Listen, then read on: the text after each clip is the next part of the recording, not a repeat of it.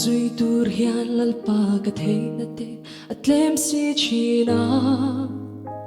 mi te ngai a beidon na lo then chang hiani chana e mo ka lo dia ma se irem rua thiring tu te ta chak lo tan chak na aloni kalal pare marwa tan hi amagin siya thia mahar lua e mi te ngai avan duai na tin reng lo theng hi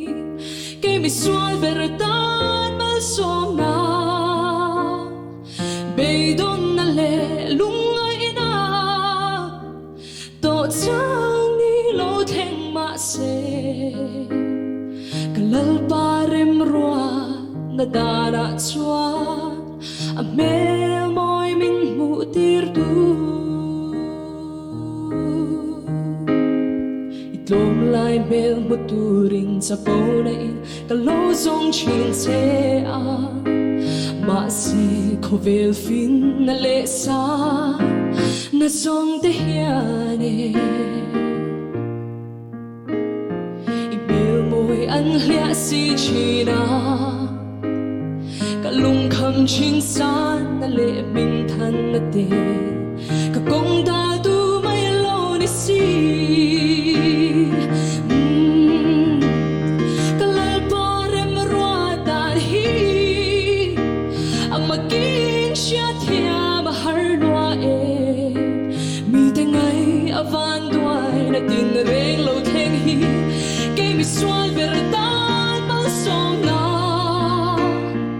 beidon na le lungai ina to chang ni lo theng ma se kalal parem rua na dara chuan a hmelmawi min hmuhtir tu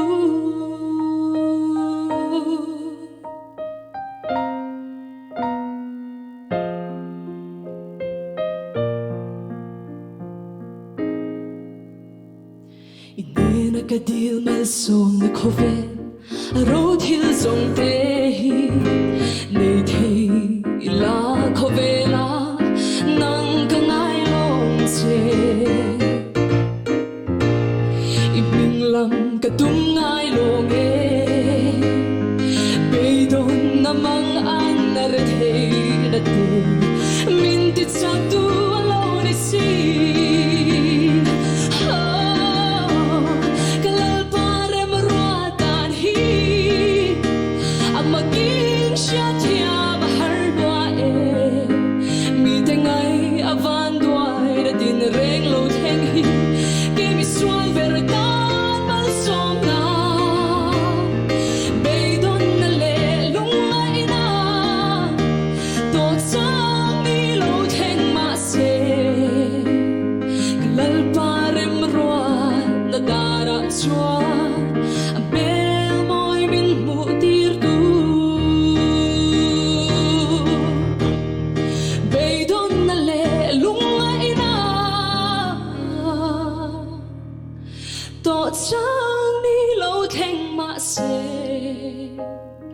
kalal parem rua